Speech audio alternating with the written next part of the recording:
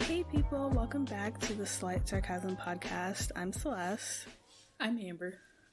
And I guess this is November's episode. It's late November, but that's fine. It's still November, you know? We took a little siesta, sabbatical, hiatus, whatever you want to call it. Yeah, I think like we talked about in the last episode, at least for the rest of this year, which this year ends in like a month, the episodes will be monthly. I think we'll kind of rehash it again in the new year and kind of see like how we feel. And kind of go from there. But yeah, I don't think it's affecting too much. Also, like we talked about quality versus quantity. Like, I know quantity feeds the algorithm, but quality feeds my soul. That didn't make any sense, but whatever. No, that makes perfect sense. I totally agree. Yeah, I'd rather put out good stuff than frequent stuff just to appease something or get us, you know, more recognized or whatever. So yeah, how you been? Since the last episode that we recorded, it's been a lot of lows and yeah. But I'm better. I was thinking about this recently. I talk about like therapy a lot and how like beneficial therapy can be. There's a lot of like access issues with therapy, especially like, you know, if you're a person of color trying to find a therapist who is a person of color. The medical care system in the US is trash, like absolute garbage. So there's all those things, but if you have access to therapy is something that you should definitely try to take part of, whatever. And I talk about that a lot and whatever, and we talked about that a lot. As someone who's been in therapy since April, the past like few months of therapy have been awful. And it's not my therapist or what we're doing or anything like that. It's literally like I'm just going through shit and it's hard and it sucks. And the past like couple months, like I have literally not been wanting to go to my sessions, and my sessions are every other week. I go to therapy twice a month, and that has been extremely hard for me to do. And I'm pretty sure my therapist can tell. But after like, it's just been like really, really, really hard because I'm going through so much crap. And I think that's something that like people don't talk about a lot, especially on the internet right now. Everybody's like, go to therapy, go to therapy, go to therapy. And it's like, okay, yeah, but therapy is literal work. And if you've never done mental, emotional work, it is hard. And,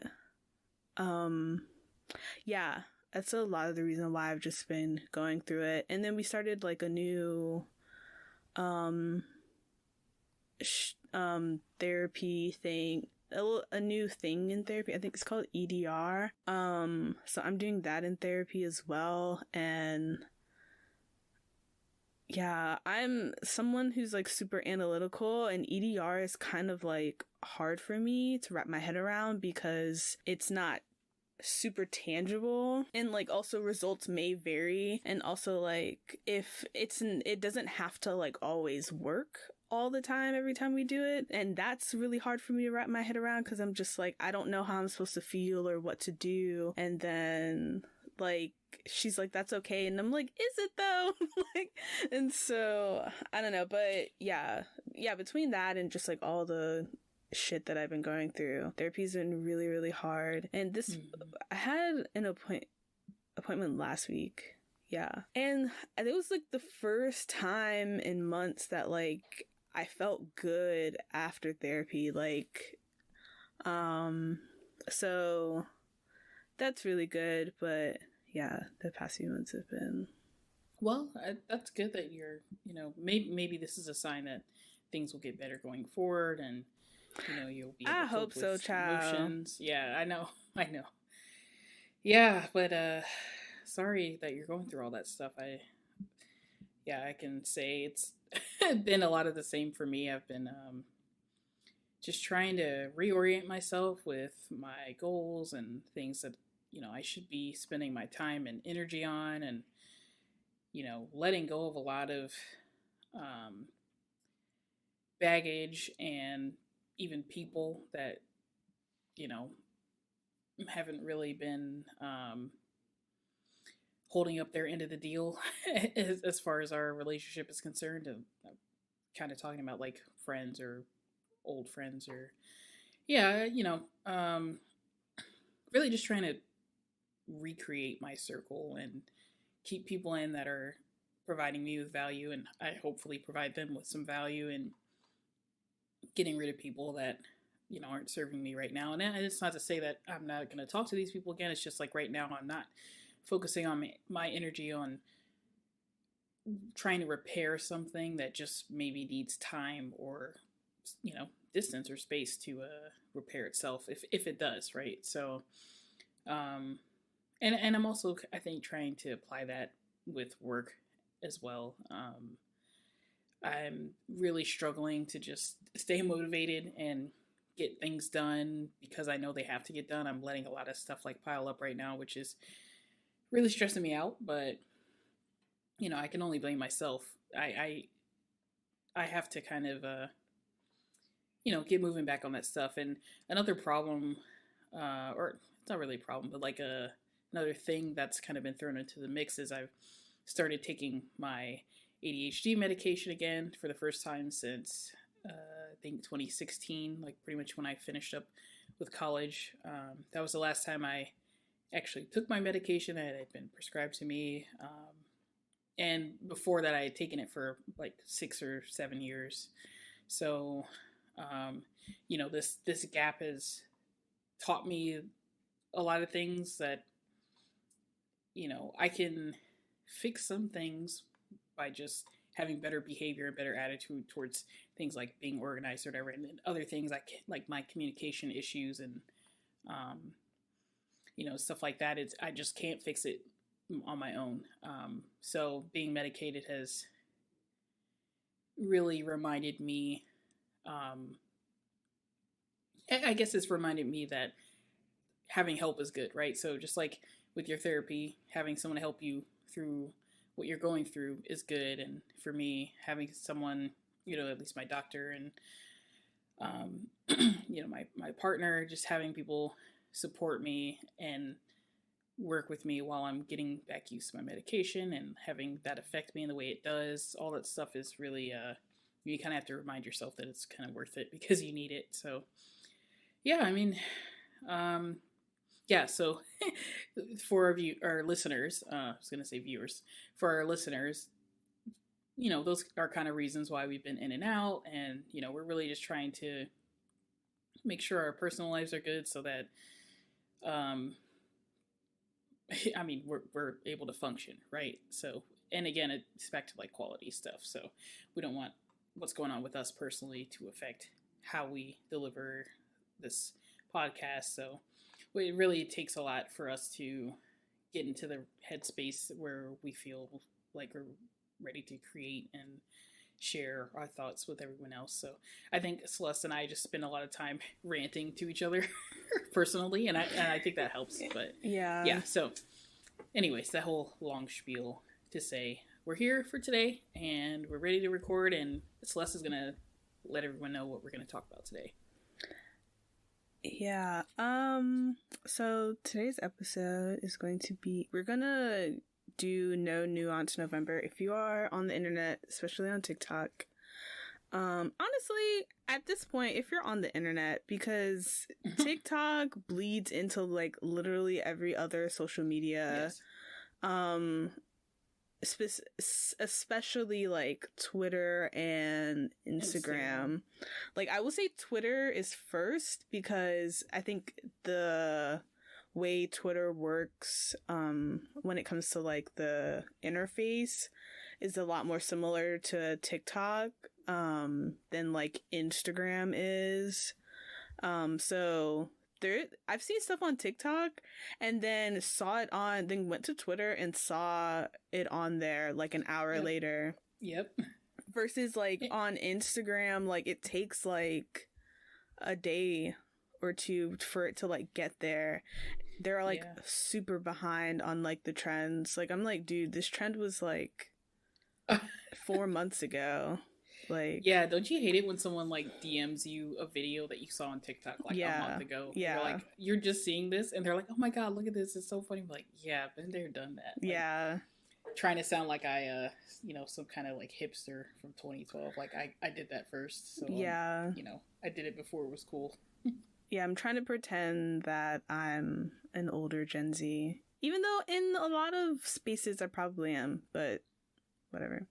But yeah, on TikTok, I think it was especially last year. I haven't seen a ton this year, but they had this thing called No Nuance November. It's pretty much where you put your opinion or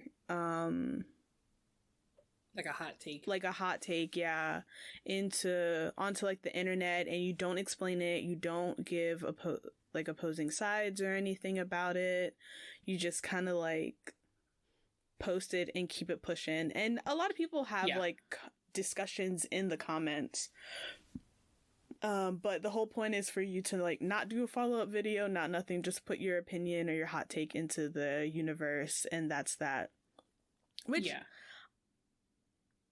honestly, I feel like also no nuance November. No Nuance November was for like the activists, the people who are like the people who are like educating like people on race and culture and just how fucked up like all the systems in the US and in the world are. Like it was for those people, because a lot of those people on TikTok I feel like get the most hate, the most like they get a lot of nonsense thrown at them, and they're constantly having to like argue with people on the internet about how they're just terrible people because people don't like to be called out. Like people don't like their feelings hurt, and it's just like, yeah, this way of thinking is racist or sexist or misogynistic or whatever, and they're like, no. It's just like, okay. But yeah, so we have some hot takes of our own. We're gonna participate this year. I came up with some, and then some I stole from other people because I was like, ooh, I agree with that. But yeah, that's my list. I have a few that are mine, and then I've also been thinking of some of the kooky shit that I've seen on like Twitter, for example. And I'll try to talk about a couple of those as they come to mind. But yeah, do you want to go first, or maybe just give an example of one, something super basic?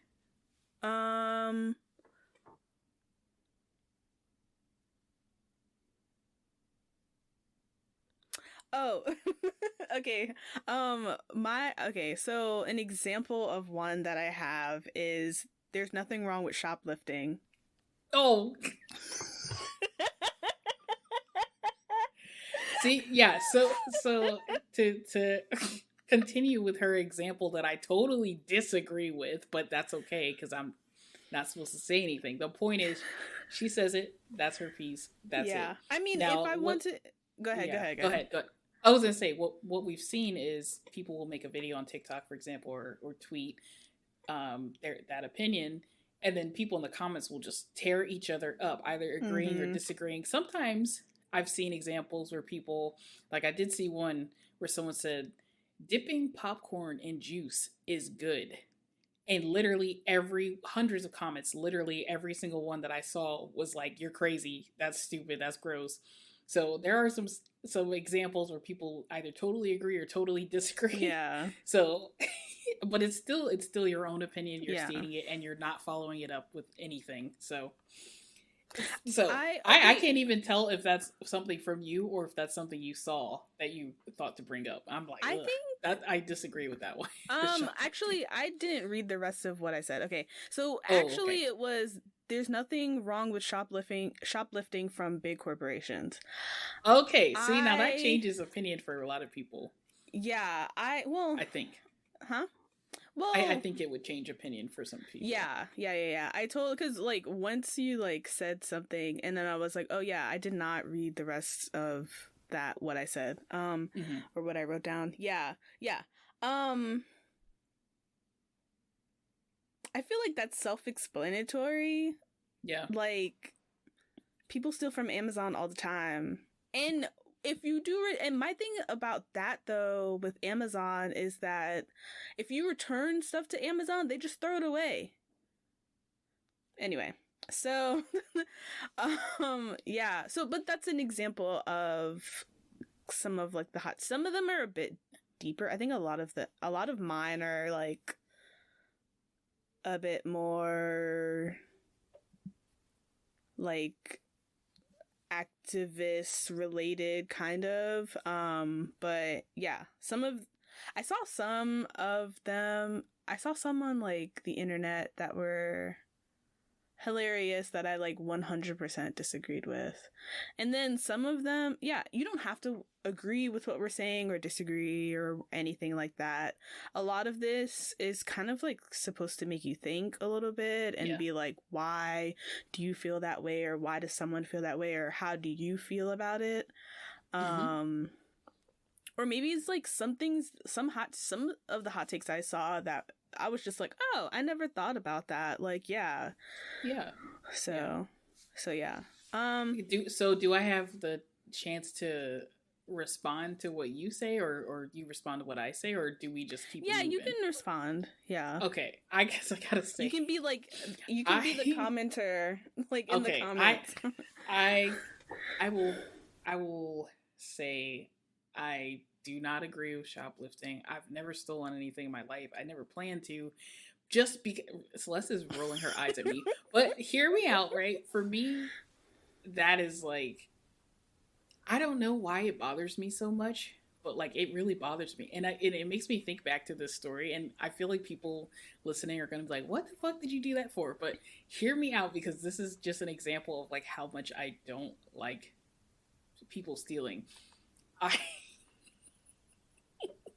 I okay, so this is hilarious though, because for me to tell the story, I have to preface by saying I skipped school with my friend. So I was already doing bad shit, and I skipped school with my friend, right? And in my town, the local hangout was fucking Walmart.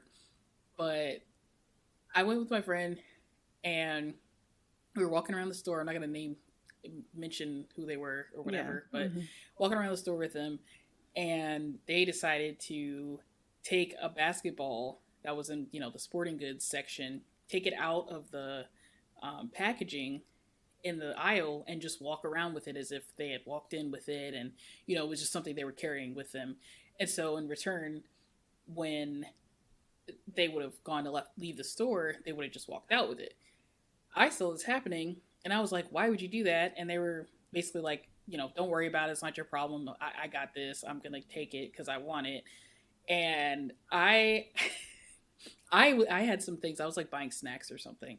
But I asked them to go and grab me something because I was in line, like ready to check out or something. And I asked them to go grab me something. And when they left to go grab it for me, I put all my stuff down, walked out the store, and drove home and left them at the store. That's funny. Because I'm just like, I'm not going to be an accessory to you.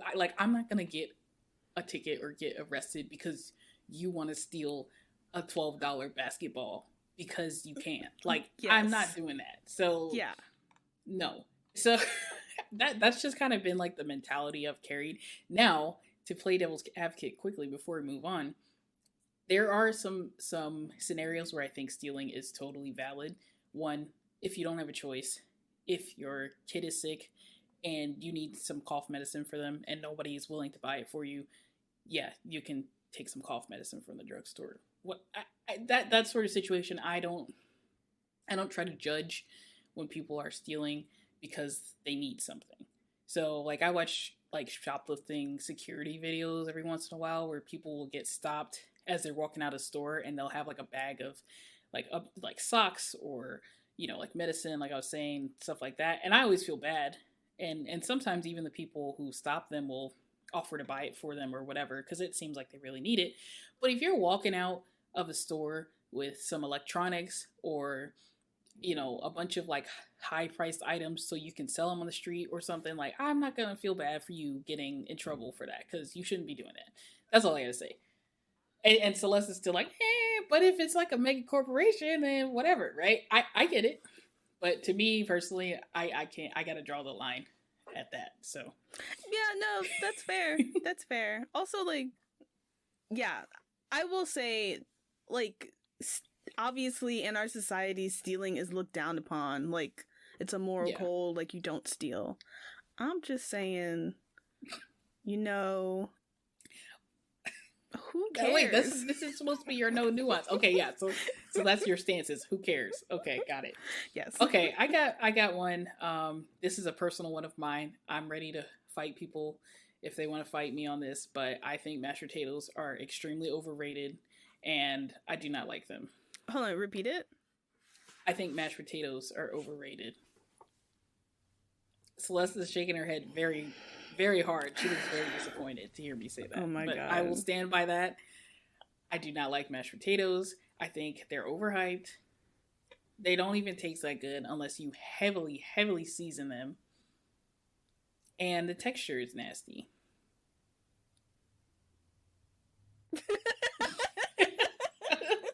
See, so she's like, you can't even say anything. So, I mean, but that's what I gotta say. First of all, your opinion is wrong. Mashed potatoes are amazing. First of all, potatoes in every form are amazing. I didn't say I don't like potatoes. Scalloped potatoes creep me out. I feel like white people invented scalloped potatoes, and that's just disgusting. White people invented boxed potato flakes that you add water to make nasty ass mashed potato paste. Okay. As someone who does not like to cook, that sounds like a really cool idea. I have not tried it though, because I always eat like regular mashed potatoes. First of all, it's a potato. It's gonna be like I like it don't potatoes. Got no sugar in it. I love potatoes. If it's a texture thing, like I totally understand. Like I don't like what is it called? I don't like cottage cheese because of like the texture. So like I totally understand if it's like a texture thing. It just sounds like to me you haven't had good mashed potatoes. I love a good mashed potato. I love a good potato salad. I actually don't like potato salad either. Oh my God. She's like, give me that black card. Yes. I'm kidding now. No, that's fine. I think you will take and give back my black card over and over again today. I can't believe you don't like mashed potatoes. I'm like rethinking our friendship. I literally can't think of a single instance where I've had mashed potatoes and be like, that was amazing. That was great. I can't even think of like something where I was like, okay, that was really good. No, I don't like mashed potatoes. I've tried so many times. I've tried to make them myself. I've let other people make them for me. No. Wow. Well then, okay. Okay, your turn. Okay. So like along the like food thing, coconut water is trash and aloe smells like bodily fluids. Okay, that I agree and disagree with. I like coconut water, but I agree that and aloe vera, they both smell like coconut water. To me smells like spit that you've like put in a bottle. It just smells terrible, but it tastes very good. And then at some point, once the coconut water warms up, it starts to taste like spit, and that's when you can miss me with that. So I agree, it's kind of nasty. And yeah, there's I kind of agree with that one. It's refreshing when it's ice cold, but in any other capacity, no. Yeah, no. And I'm half Jamaican and I don't like coconut water. So it is, yeah, it's a problem. Yeah, that's something serious, Yeah. right? Yeah. Okay. Yeah, I mean, I think people would only disagree because they would say, obviously, it's, it's good for hangovers, full of electrolytes, and aloe vera is good for your skin, and white people get sunburn all the time, and that's what they use. So, Okay, I will amend it and say real aloe, like from the plant, smells like bodily fluids. A specific okay, bodily fluid. yeah, not like something not mixed like with the aloe vera white people Gotcha. put on. I feel like that's like artificial. Like that has like a, because it doesn't smell the same. Like when I cut into a aloe, I bought an aloe plant and I cut into it the first time and I was like, this is horrendous. It's nasty too. It's really like slimy and stringy. Yeah. Yeah. I get you. Okay, let me see if I got another one on here. Okay, so this one's still kind of silly, but we'll say. Yeah, virtual. This is another one of mine. Virtual. I can't even say virtual. Virtual tarot reading or fortune telling does not work. It is a waste of money. You cannot get your fortune told or your tarot cards flipped on a TikTok live stream and expect that to work for you. I see. Okay, again, I would feel obligated to provide context, and the only context I would say is I think it just has to be done in person. Yeah. For it to have any effect, legitimately. Yeah, I like have no opinion and also like kind of agree. I think group readings are good. Like when you're just like, there's sometimes where like some of the astrology guru girls, they do like group readings like collectively for like what the next month is gonna be like or something like that. I like that. But yeah, like a one-on-one, like, yeah, like you popping in the chat, I don't think, yeah, I kind of agree. Like if you're like if it's a virtual one-on-one in which like, yeah, if it's a virtual one-on-one, then yeah, but like if you're popping into the chat and it's, yeah, into the TikTok live, and the girl is like, I don't know, like mashed potatoes 91210, like this is your reading, let me pick some cards for you, like, I mean, right. I don't know, like, I don't know. Yeah, so I kind of have no opinion, but because like I don't know, like I don't really know how like tarot card readings and stuff like that like works. So I'm not 100%. Yeah, so I don't know, but yeah, like I get where you're coming from though. Yeah. Yeah. So I mean, because I think about the stuff that we see nowadays where, you get stuff, even people are tweeting, like, if you're an Aquarius born on this day, you're going to have a great day because this and this. How are you supposed to know that? Like, how are you generalizing something to these people that you're not even having anything to do with? So I'm seeing this stuff happening on social media. And then I'm also thinking back to Miss Cleo, if you remember her. Yeah. I don't know if this might be before some of our listeners' time, but... Call me now. Yeah. Miss Cleo was a sham. And oh, yeah. Rest her soul. She has now long passed. But has it been that long since she's passed? It's been like 4 or 5 years. I think she died in like 2015, 2016. But anyway, I just remember. I heard she wasn't even Jamaican. That was a theatrical act. She was born in LA. She was raised in an Afro-Caribbean like neighborhood or area, from what I understand. But that was a character.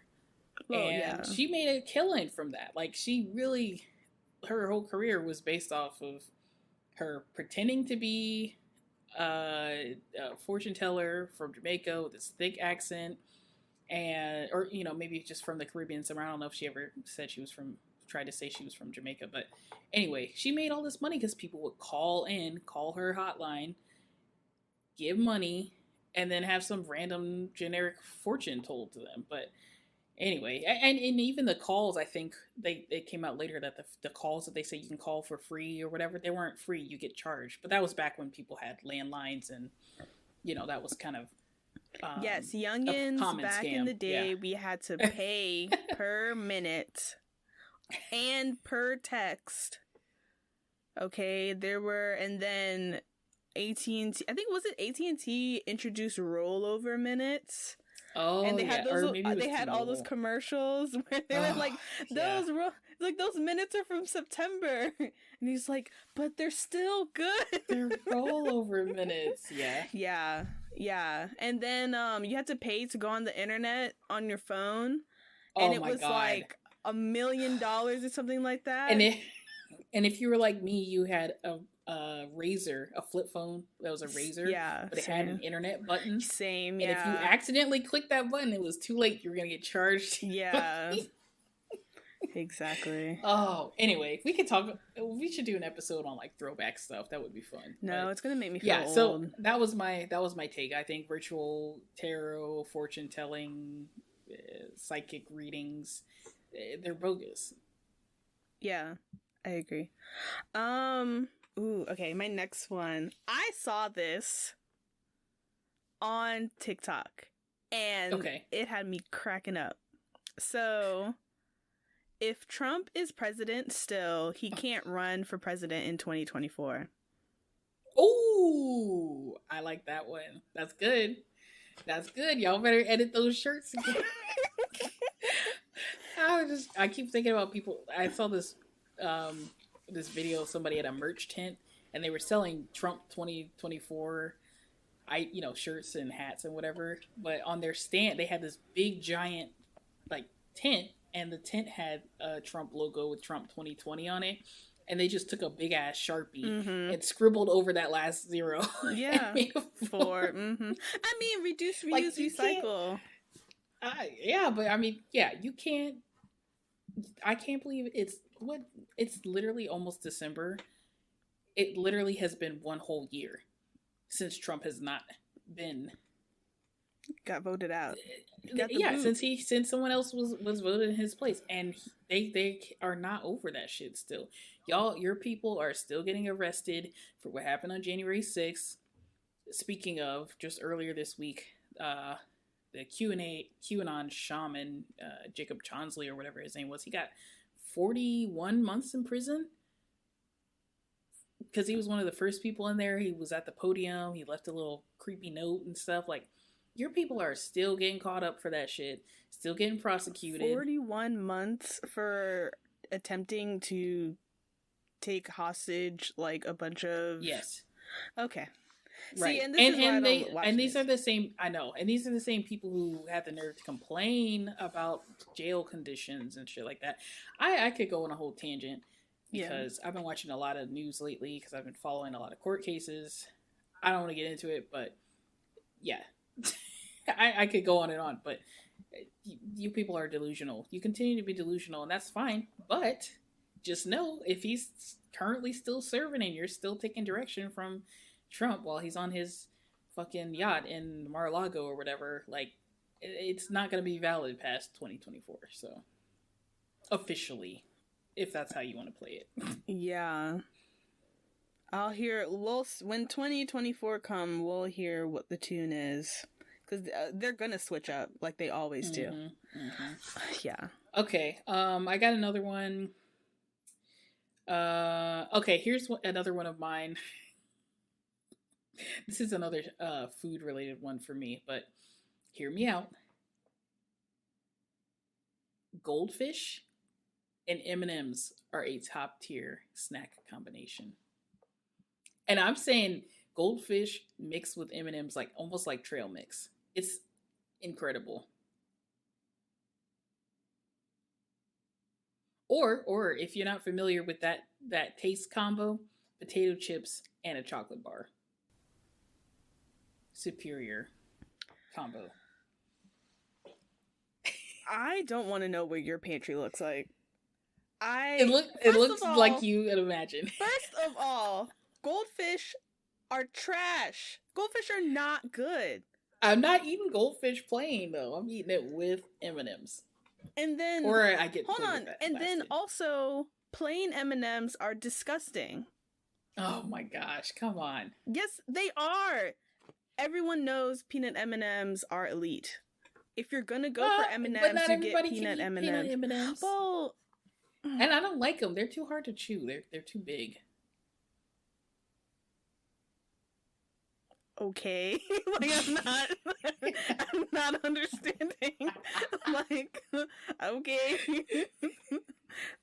I know it's a me problem, not a you problem. Like, I mean, I get the salty sweet thing. Like, I totally There we go. understand that. But She gets it. there are so many other different combinations that sound so much better than M&Ms and goldfish.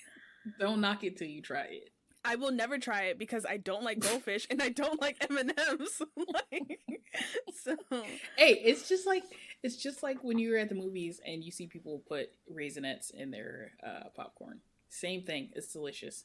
No, because Raisinets are trash. Either eat chocolate or have a raisin. Agree. Why are we putting it together? I agree with you. Raisinets are trash because they taste like the cardboard box that they come out of. But chocolate-covered raisins in general, incredible. No. Lovely. Absolutely not. Easiest way to regulate your body. No.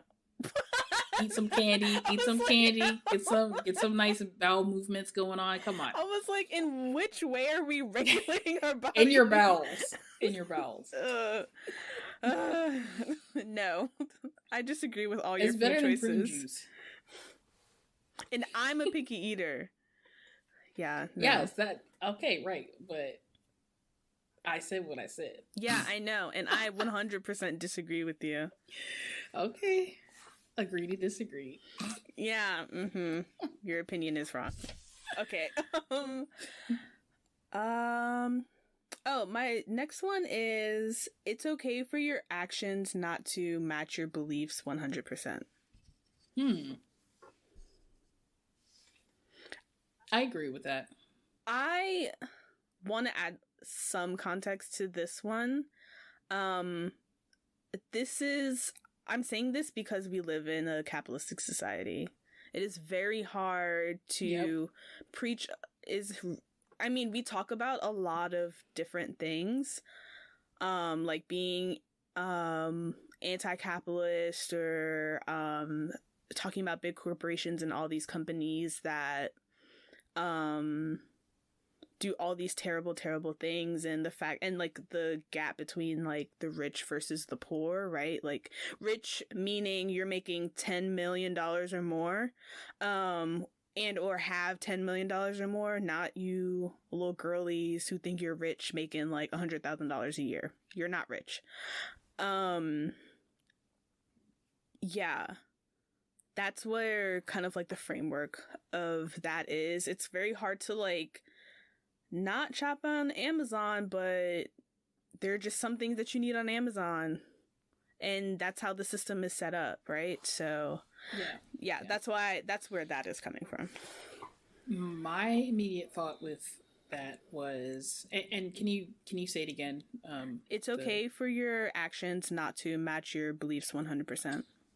Yeah. So the first thing that came to mind for me was things like activism, and active activism. So you could be pro-Black Lives Matter, pro any of those sort of, social movements or social groups and things like that, and not be out in the streets, actively protesting or something like that. But maybe you're, giving money to, bail funds or, different agencies or, providing legal services or something like that, or you're doing pro bono work or you're volunteering. You don't have to, or maybe you are one of those people who are out in the streets and very visible and very engaged, but you're not posting about it on social media or something. So how could people know, right? So I think the way I interpreted that was it takes you can take many different forms and still be a supporter or still show your point of view, I guess. Yeah. Okay. Okay, so I got another one that's this one I did see on Twitter, and I think I agree with. I think this was a very very interesting one to think about. Gun licenses should come with liability insurance. So, just to give context, assuming that you have a license to operate a gun or have like a concealed carry license or something like that, you should also be required to have liability insurance in case you accidentally or intentionally harm someone or someone's property with that weapon. Yeah, like you have to have insurance when you have a car. Exactly. Yeah, I agree. I feel like yeah, that makes sense. I never thought about that as someone who I thought it was a great point. Yeah, especially as someone who does not like guns. I feel like if you had liability insurance whilst owning a gun, I feel like it would solve not all of the issues, but it would solve like I feel like it would make a lot more people comfortable with the way guns are in our society, especially in the US. Yeah, and also I think it would have a suppressive effect on those with the guns, because they would say, "Oh, well, before, they would take an extra couple seconds to think, if I were to discharge this weapon at this person or whatever." I keep thinking honestly of Kyle Rittenhouse case and the McMichael Bryan case, those three who were responsible for killing Ahmaud Arbery. I keep thinking of those two cases explicitly when we're talking about this stuff, because, for example, and I was afraid to talk about this because it's really like a very touchy subject for me right now, because I'm very clued in on what's happening with the trials and stuff, and obviously with Rittenhouse, we're recording this on the 22nd. So Rittenhouse that happened. Has already yeah, been acquitted. Rittenhouse was acquitted. He had an interview this morning or something like that. I did see that. Jesus. Yeah, where he said he supports Black Lives Matter. Isn't that interesting? And he was but like, that's a whole it wasn't other about race, but the protest was about race. Anyway, continue. Whatever. But yeah, so again, I think about that, right? So maybe if the McMichaels had liability insurance, or they knew that if they were to fire their weapon and injure or kill someone, for example, Mr. Arbery, if they were to do that, they would have to either pay for medical fees if he's injured, or, it comes out of their pocket in some way. Maybe they would not consider using their weapons against him, or right? even what happened with Baldwin. Yeah, right. With Alec Baldwin. So for those of you that might not know, that's another case that's going on where a lot of people are talking about gun safety, and especially even with things like prop guns. So the issue there is, one, why was a real gun loaded on set? Why are they not using the proper prop material, firing blanks and things like that? And there's still a chance for an accident to happen with blanks and stuff being involved, but why are there projectiles loaded into this prop gun? Why is there no proper safety training and, safety? There should be multiple safety managers, not just one guy who, is in charge of doing the whole thing, right? And all that sort of stuff. So maybe if they had all these extra steps that they would have had to take in order to even just have a gun like that on set, they would think twice about messing around and clicking the trigger for no reason or whatever, and he would not have accidentally shot two people.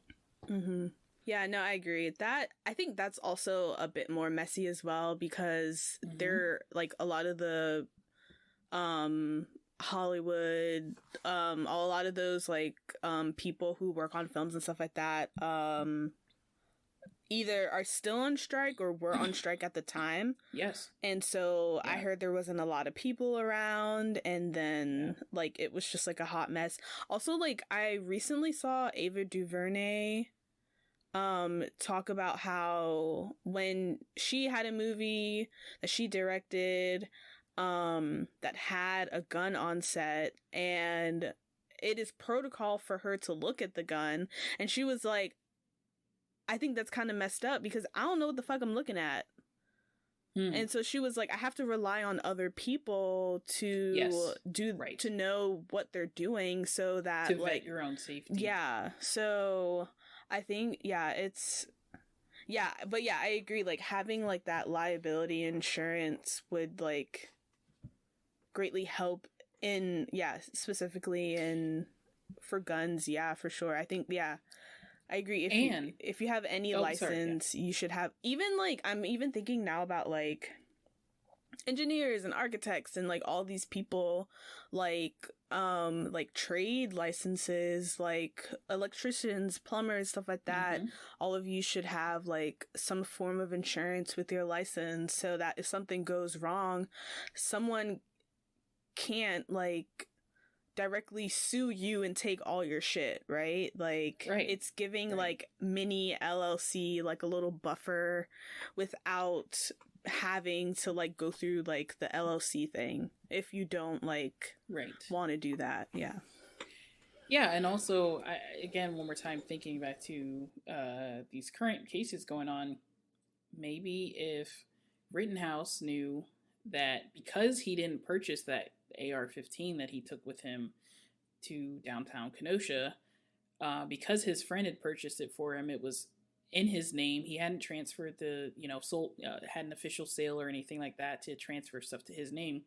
Maybe if he knew that if he were to shoot and use that gun, that his friend would be the one answering for it, officially, because it would be under his ownership, and again, his liability, the liability comes back to him. Maybe he would not have taken it from his friend's house and brought it with him. Or like even like if you, or also like if you're using like say you have a license but you don't have insurance. If you harm someone in any way or something, because you could also be shooting animals or something like that, it could be like an automatic like fine, like of $100,000, something like that, right? Like same with, because like that's what happens with like motor vehicles. Like if you're driving uninsured, it's like an automatic fine depending on like your state. So because I think with most, at least in the U.S., from my understanding, is most states will say if you're uninsured and you cause an accident, you're at fault, right? You injure someone, you hit somebody, it's your fault. You are responsible for the damages. And the reason why people have car insurance is because most people can't afford to cover damages. So you operating a vehicle without insurance is you knowingly accepting full liability for what happens. And that's why, like in Virginia, you have to pay the state $500 just to operate your vehicle as an uninsured motorist. You can't even you can't even just not make a choice. You can't just say, "Oh, I'm just going to drive it to drive it." You have to, when you get a car and you're registering your car, you have to choose whether you're going to insure the car or not. And if you're not going to insure it, you have to still make it known to the state by paying those fees before you even do anything with the car. Because if you were to cause an accident and you're at fault, you're also assuming responsibility for those damages. So it's almost like a no-brainer, right? And like you say, you think of tradesmen and all this stuff. There's all these other things, even food safety, restaurants and stuff, right? You can't even serve people food without proper insurance and liquor licenses. You can't serve alcohol without being, you can, but it's illegal to do it without proper licensing, right? Like, all that shit is in place for a reason. Just having a piece of paper that says you can own this gun doesn't protect the people you kill with it. So, yeah, I thought that was a great take. Yeah, I like that. What's my next one? Oh, I have so many. I have like two more, but okay, hold on. Let me see. Just keep reading them. 1, 2, 3, 4. I have 4 more. I can just do Okay. 2. That's fine. Why don't you go through those 4 and I'll read my last one after that. Okay. Oh, I have 5. Sorry. Okay. Okay. I'll read off some of these, and I'll discuss the ones that I want to discuss. Okay. So I have DIYs are ableist. I will quickly explain that one because I feel like do it yourself is so overrated. Like, I hate the DIY bullshit. And a lot of times, do it yourself, I feel like do it yourself implies that it's easy and simple. I feel like that's where it came from. But now DIYs are like, yeah, this is so easy. Let's build and install a whole closet in our separate bedroom with like 11 million power tools. And it took me like 5 months because I took a break because it was so tiring, but it was so worth it in the end. And I didn't have to pay anyone else. And it's just like, and I saved $5,000 even though I have like $5,000 in tools sitting in my garage. And it's like, that's not a fucking DIY. Okay. Yeah, that's a good point in that. Also, not everyone can do DIYs in that way because they have physical or mental or emotional limitations. So yeah. Yes. DIYs are ableist. What's my other one? Okay. Black women in luxury, the movement is playing into capitalism. I'm not going to explain that one because that is a full sentence. Going into therapy is not a substitute for systematic change. A lot of people, I've seen a lot of people on the internet talk about how people keep recommending people go to therapy because they're stressed or tired or overworked or anything like that, when really those people need systematic change. The systems need to change, not you, because it's not your attitude about the system. It's the system that actually needs to change. And I also kind of feel like telling people to go to therapy when things need to systematically change is playing into capitalism as well. Able-bodied people are ableist as fuck. I've been following Crutches and Spice. She's a disability and communications advocate. She's a disabilities advocate and she is a communications officer, like, in her, like, 9 to 5. I love her. She's amazing. Very, very well spoken. Yeah, and she has the things that she's been saying has been opening my eyes to, like, disability and disability rights and things like that. And definitely made me realize how ableist I am, and I'm trying to change a lot of those things, especially since I guess I'm trying to, like, be better at being like, I do have a disability, because I do. I have ADHD, and I have anxiety and depression, and I have PCOS, and so in a lot of ways, I wear glasses, like, in a lot of ways, like, I am disabled, and we don't talk about how, like, there are a lot more people than you think are actually disabled, and especially because of COVID, a lot more people are going to be disabled, and they are constantly taking away disability rights, like, all and access all the fucking time. And people on the internet are like, that gadget or gizmo or whatever, that is so lazy. Why don't you do this? Because some people are disabled and they need those things. Like, yeah. So, yeah. Able-bodied people are ableist as fuck. And my last one is Gen Z appropriates Black lingo all of the time. Yes. People keep talking about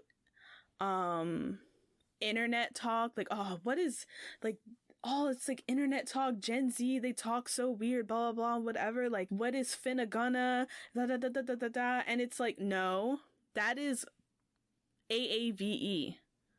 That is the way Black people talk. The reason why it's here now is because it has been gentrified, and we have the internet. We didn't have like social media like 10, well, I mean, we did have social media 10 years ago, but it's not the way that it is now. And hip hop culture is main culture. Yeah, hip hop is pop culture now. So like we have more access to Black people and their culture, especially in the United States, more than ever. And the girls are ripping us off. They have been ripping us off. Black people have been talking this way forever. And for all of you non-Black people who try to use AAVE, I'm gonna need you to stop, because I don't know what the fuck is finna gonna be, but that is not how those words work together at all. Like AAVE has a particular structure and rules and dialects. Not everyone who speaks AAVE speaks it all the same across the United States. The way we talk in Virginia is not the same way they talk in New York or Chicago or Texas or over on the West Coast. It's different. It just is different. Oh, especially the Florida girls. Florida, I love y'all, but like sometimes I don't know what y'all saying. Y'all got a whole nother different type of AAV down there. That's true. It's hard. Sometimes I'll be on Facebook. Most of my extended family is from like deep Florida, like swampland. All that stuff. I have no fucking idea what they talk about. Yeah. So cannot relate anymore. Yeah. So it's not internet talk. It's not, Gen Z talk or young people talk or anything. It's AAVE. That's what it is.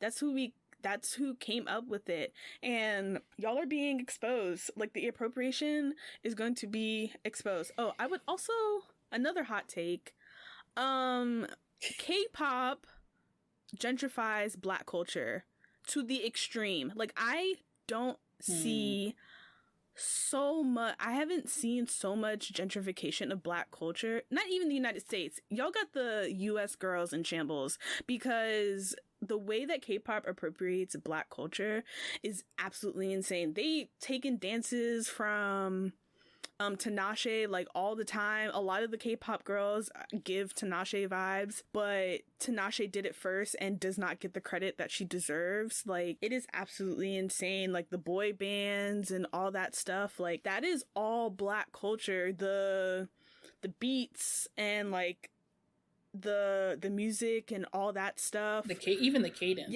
the cadence and all that stuff, and even in the videos, like the swag and all that stuff, like, that is appropriated from Black culture, a lot of times specifically Black American culture, and it is messed up. Like, y'all don't and the thing is, because y'all don't credit us, and y'all don't have other Black artists on your songs. Like, y'all did one song with Akon 10 years ago, and that's it. I ain't never seen another Black artist over there.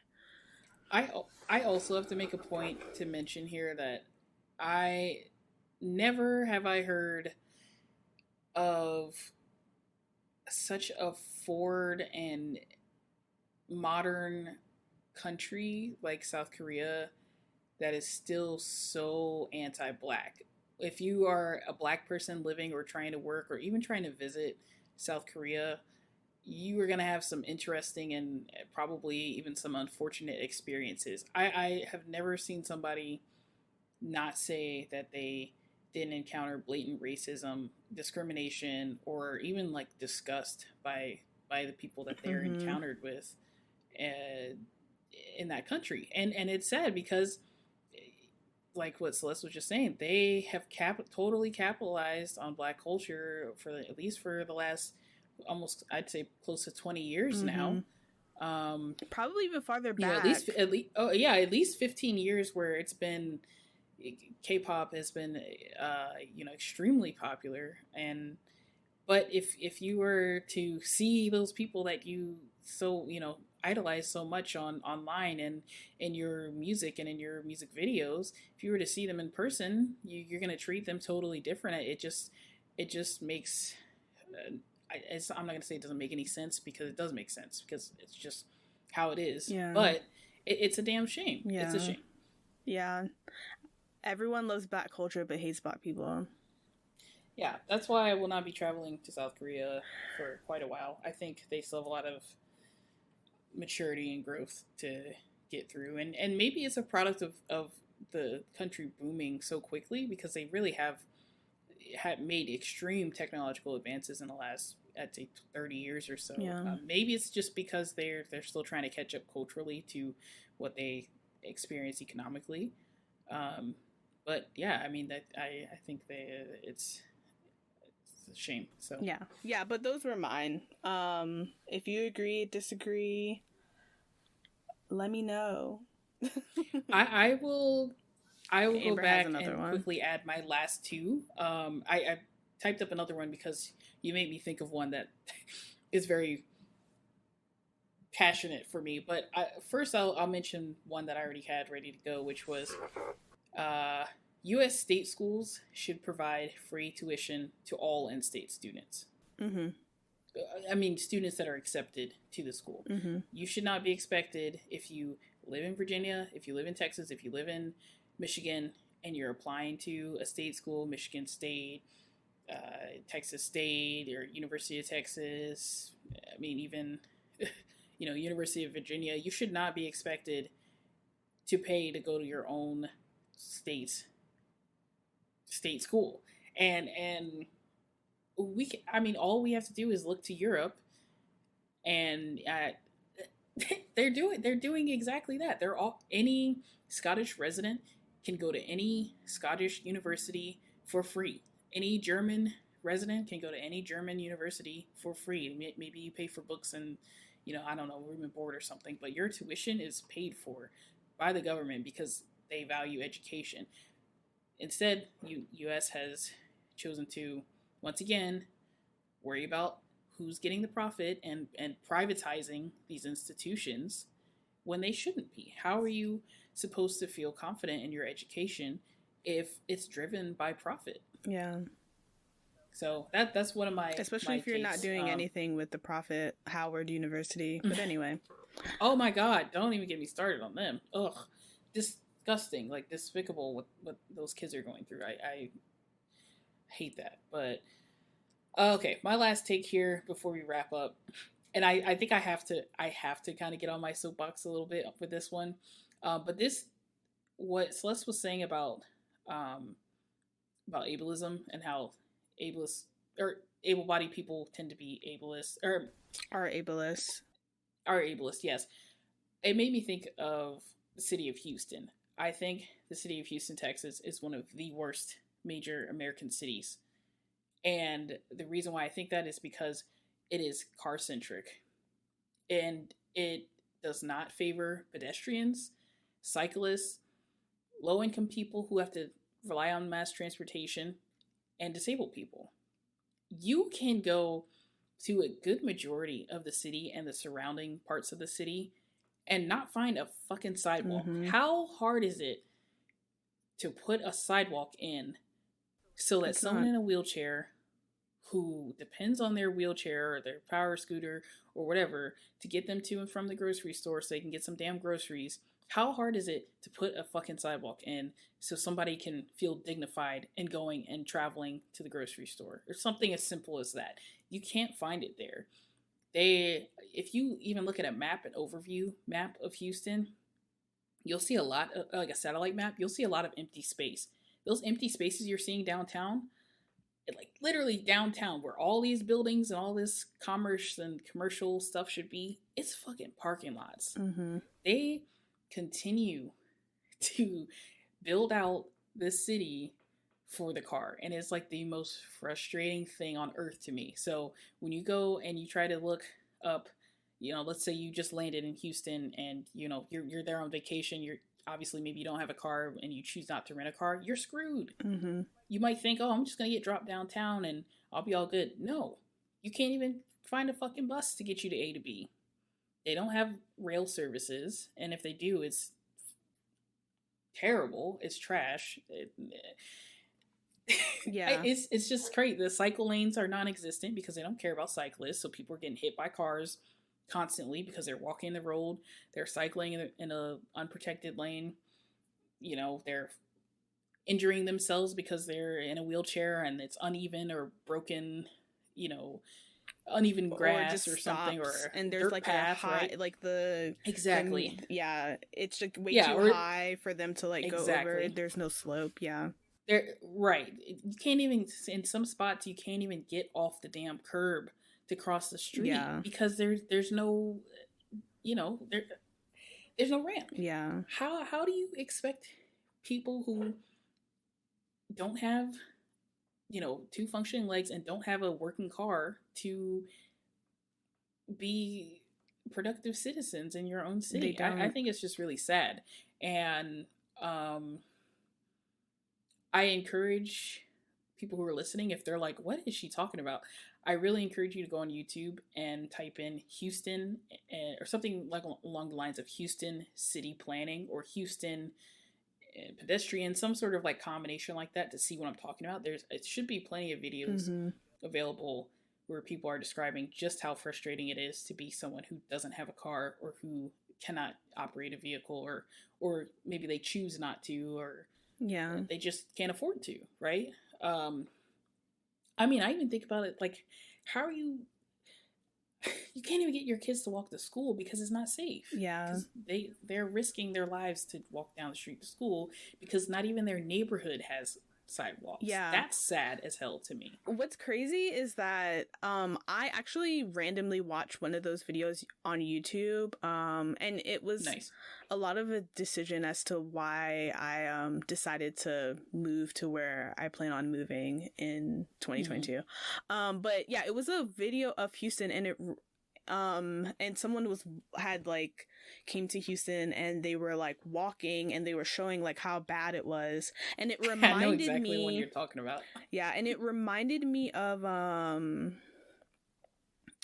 when I think the summer after freshman year of college, I was back home and I had like a little like government job, and my parents couldn't like take me because they had their own jobs to go to. And this was like a 9-to-5 job. So I would have to walk to the bus stop, and I had to walk like half a mile to the bus stop.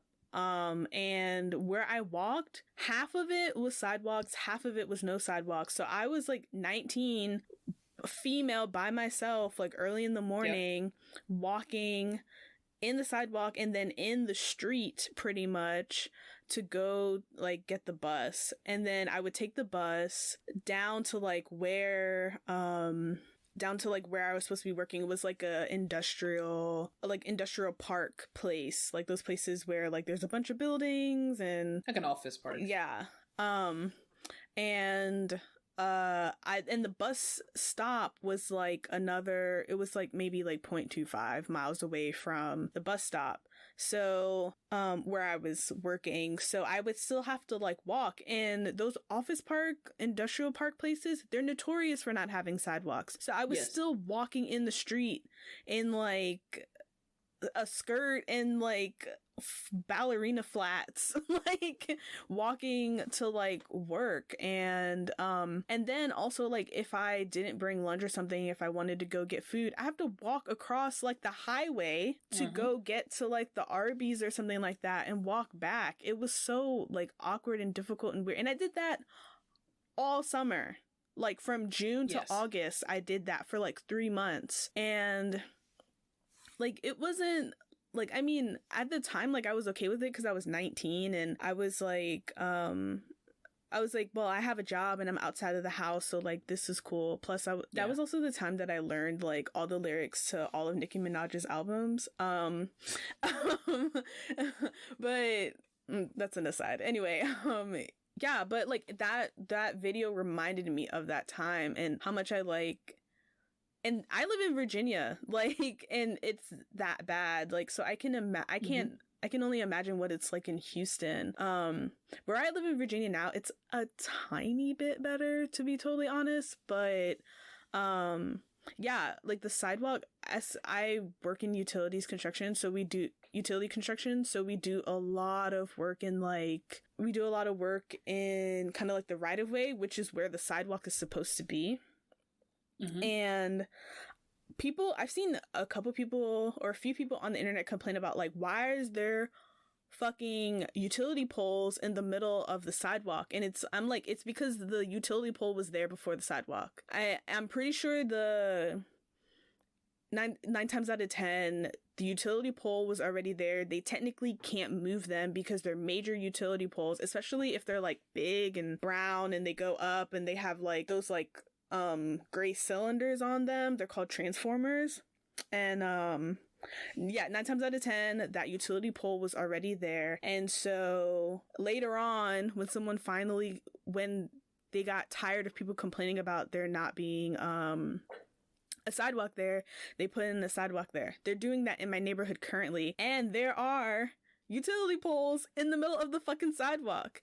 And instead of the city being like, hey, can we add a couple, like a foot, can we be a couple, like a foot or two onto your private property? We'll pay you to create a sidewalk, because I'm pretty sure most cities also have eminent domain anyway. So if someone said no, they could just do it anyway. Hey, let's bump out so that there's enough space in the sidewalk for people with disabilities, with like canes. Could you imagine like a blind person trying to get down the fucking sidewalk and there's a fucking pole in the middle of it? Especially if you don't have like a dog or like a. I watch a lot of stuff like that on TikTok. A lot of advocates for they have a hell of a time. Yeah. So like, and instead of the city doing that, they're just like, we're just gonna stay in the right of way, which is like kind of like the public use space. It's usually between the right of ways, like kind of like an arbitrary line, but it's where the property line ends and where the edge of the road begins, pretty much. So, because it costs nothing to be in the right of way, like pretty much anyone can be in the right of way, it's easier to put the sidewalk in the right of way instead of on someone's property, because if you put it on someone's property, you have to pay them. And it's up in the air how much you would have to pay them, because it's a long process. You have to negotiate, blah, blah, blah, blah. So instead of cities doing that, they're just like, whatever, we'll just put it in the right of way and people have to be okay with that. And it's fucked up. It's like, oh, we're doing the ADA thing. No, you're not. No, you're not. Like, also, they do this in Northern Virginia too. We have sidewalks to nowhere. There are these long ass stretches of sidewalks on the side of some long ass road or whatever, some parkway or some shit. And I'm like, where the fuck is this sidewalk going? Where the hell are you going on this goddamn sidewalk? It's so fucking long. And if you know anything about Northern Virginia, you know there's nowhere to walk. Unless you're like in DC or Alexandria or something like that. Where the fuck are you walking to? It's like in some ways it's a waste of resources, but I'd rather there be a random ass sidewalk for the 2 people a week that do use it than have them walking in on the guardrail on the side of a major highway, right? I agree as well. But yeah, I agree that it's kind of like we could also use those resources in more needy places, because I'm pretty sure a sidewalk on like John Rolfe Parkway is not necessary right now. Especially when there's literally, where are you going to? The nearest Kroger is like 20 minutes away. And I understand that, like, someone in need will use it, that, yeah, like you said, that once a week or something like that or whatever. But I'm pretty sure they're gonna much rather get, like, put a bus stop over there instead of, or something like that. Like, put a bus stop in between that. There's no bus stop or anything. Like, I don't understand, like, city planning. And, like, someone was like, you need to get into government. And I was like, absolutely not. Yeah, it's frustrating. That's what, I mean, I have a particular I pay particular attention because I studied urban planning in school. That's what my degree is in: urban planning and regional studies, city planning, that sort of thing. So I pay a lot of attention to stuff like this because it, I, I pay a lot of attention to it, and to see, to see all this stuff get created, like for example, if we're thinking of Houston, right? I'm sure there's plenty of examples of them building all these developments, putting up new apartment buildings, or new neighborhoods with all this cookie cutter fucking builder houses that people just apparently cannot get enough of. And then they forget the simple shit, like maybe my kid wants to walk to school, or maybe I want to walk to the grocery store instead of driving my car 3 minutes. I want to walk for 20 minutes. Or maybe I don't know. I like just simple shit that the average, they're not thinking of the person that's in the car, in the situation they're thinking of. They're thinking of, well, the faster they can get to work, the faster they can start earning money, and the faster they earn money, the faster they can spend money. Yeah. But you're not thinking about what they do at any other point. And I think, I don't know. I think we could get into a whole other thing. Yeah. Maybe I won't. But but I do, again, I'll finish up here by saying I encourage you all, if this conversation that Celeste and I had made you go like, what the heck? I really encourage you to take a look at some urban planning videos. I mean, there's so much good stuff on YouTube. I spend hours each week watching this type of material on YouTube. But anyway, I think we'll wrap it up here and maybe save the ranting for that type of stuff for another episode. Yeah. So let's. Oh, that's okay. Go ahead. Yeah, no. I was gonna say, like, I have like so much other crap we could get into about that, because like, I'm fairly passionate about that kind of stuff. But yeah, no, this was fun. I liked our little No Nuance November. We tried to not add too much nuance. It is very hard. We always do. It is very hard. We're coming back with the nuance full force the next episode, because nuance is the spice of life. But yeah, this was fun. Maybe we'll do this again next year. Okay. So what's got you hot? Oh, dude. Okay. So I had a couple things on my mind. For the past few weeks, and I was like, oh man, this would be good. But no, today takes the cake. So I went to the Asian market, and the Asian market is like 20 minutes away from me now, instead of like the like usual like 15 or whatever that it used to be when I lived in my old apartment like a year ago. So like I don't love going over there because it's just like very much out of the way, the highway, it's weird, blah blah blah, whatever. So yeah. And then also, for whatever reason, my data for my phone wasn't working for like the past like few weeks. Like cause like obviously like I'm home like all the time pretty much, so I use like Wi-Fi, but like when I would leave and I'm using data, I legitimately couldn't Google, I couldn't go on social media, I couldn't like check like my pet cam, like I couldn't do anything. I couldn't even go on the Mint Mobile like app. Like, I was just like, what the hell is going on? Like, I literally just could not figure it out. Also, like, my CarPlay is fucked up. I don't know. Anyway, so I was like using Waze to get to like the Asian market. Cause like I don't know like the way to get there for real, cause I don't go there super often anymore from like where I live currently.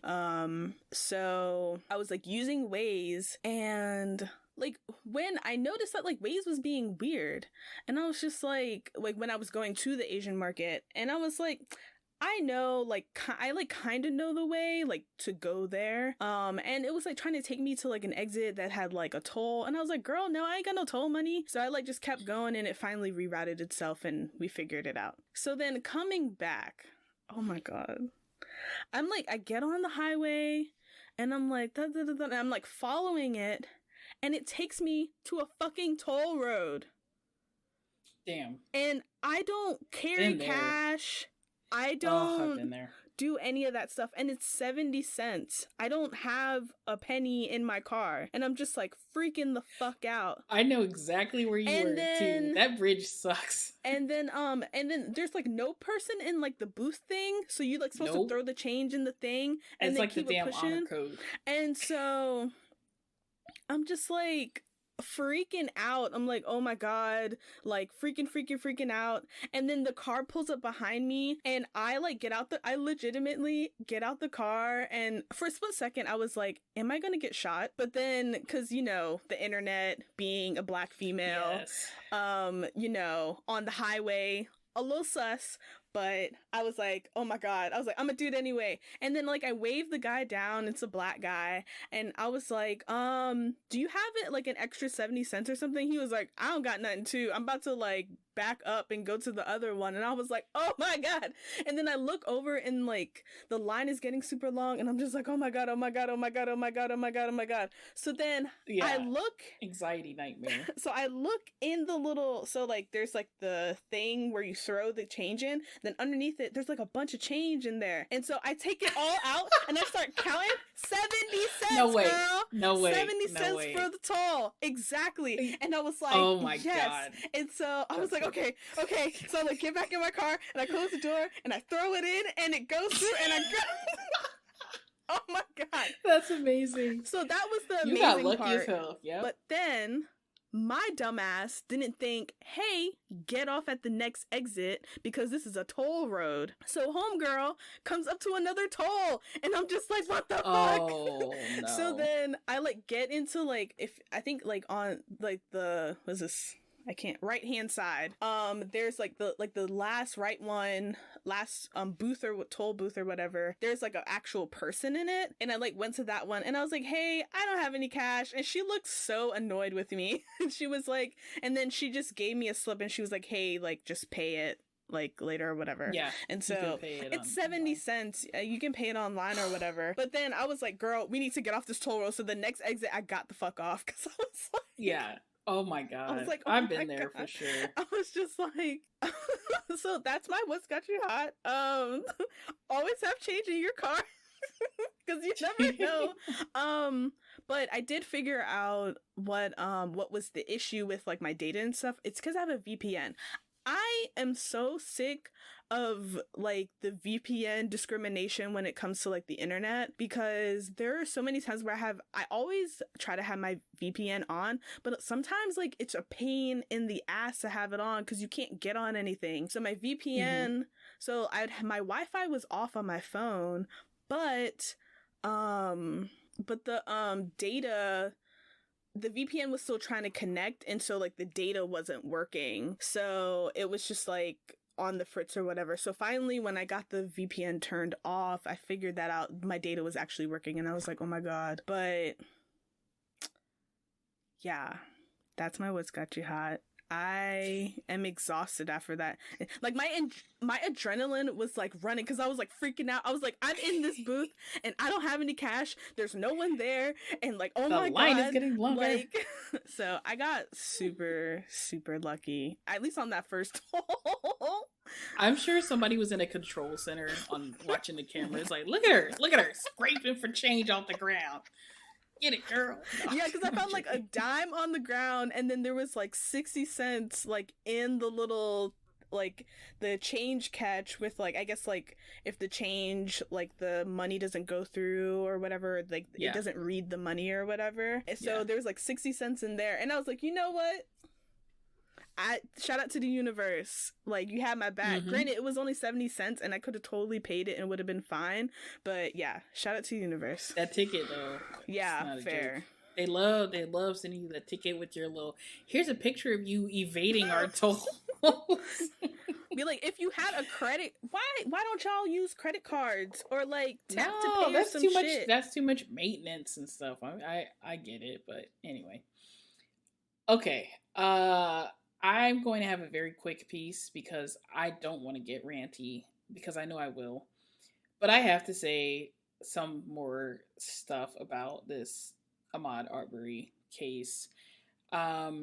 First of all, I keep seeing people referring to it as the Ahmaud Arbery trial, he's not on trial. He's dead.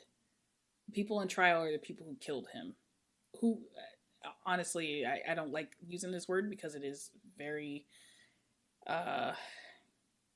jarring word to use, but they lynched him. I do believe that they lynched him. And not to get too dark, but that's just what I believe. I will say, what I'm trying to say is I'm trying to use my opportunity to, one, let our listeners know that if they aren't currently following this case, they absolutely should. It's broadcast everywhere right now in the US.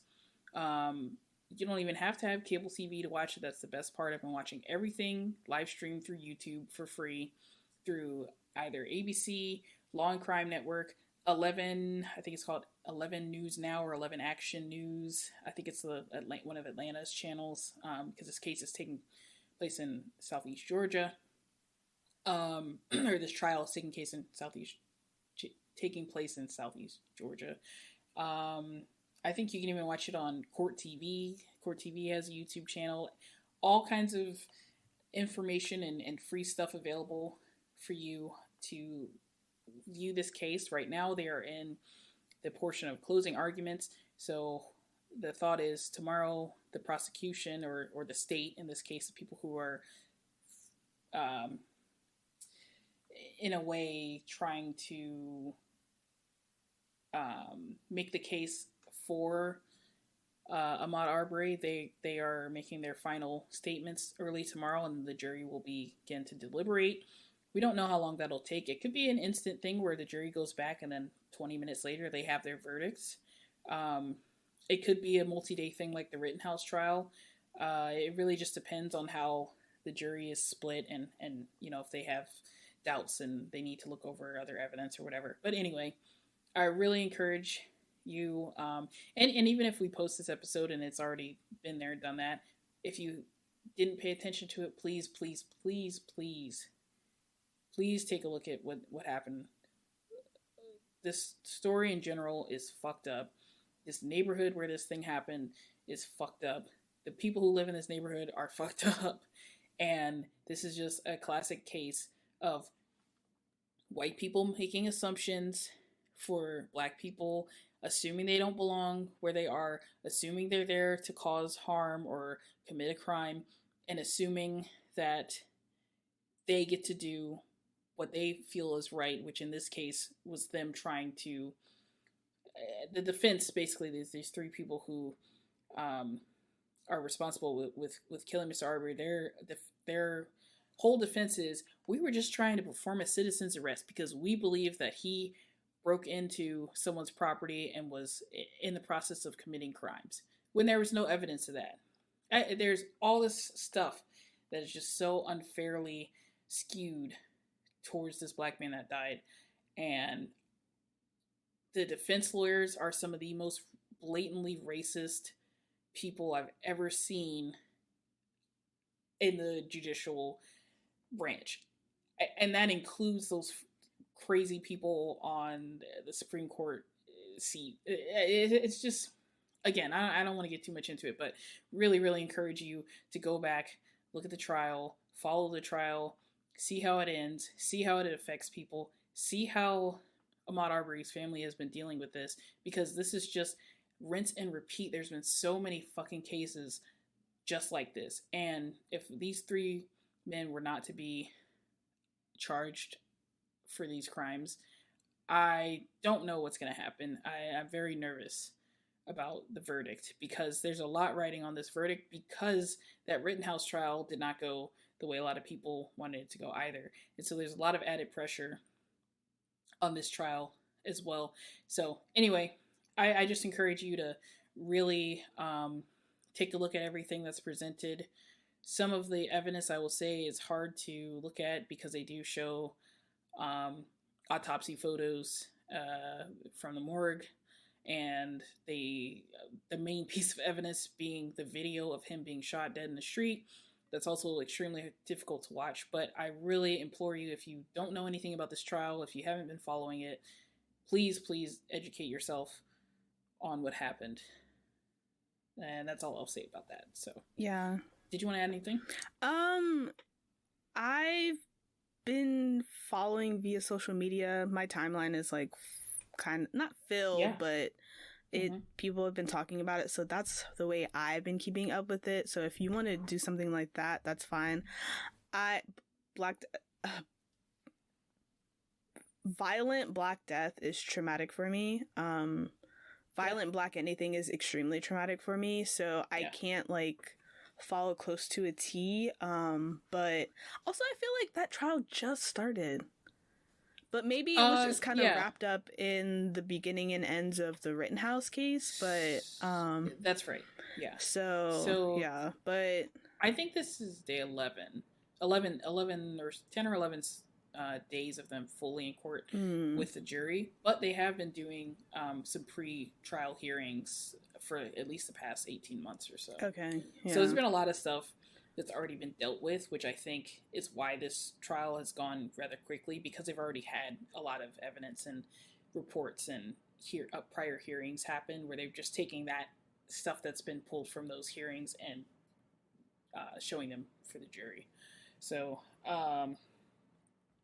yeah, and to me, and I'll mention one more. I'll mention one more case that to me has a similar feeling. I have a similar heaviness in my heart, and that was the killing of Botham Jean.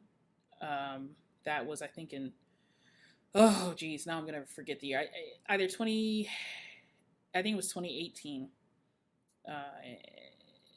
Yes, I think it was fall of 2018 when that happened. I think the trial was the next year in the summer. But basically, Botham Jean was in his apartment in Dallas. He was this nice, kind accountant, just a easygoing guy, very sweet. Very good guy. He didn't have a record or anything. This is like one of those cases where it was like just the perfect person who was taken too soon under the most ridiculous circumstances. But basically, again, just to mention this case, if you're also interested in another case, Botham Jean was sitting in his apartment.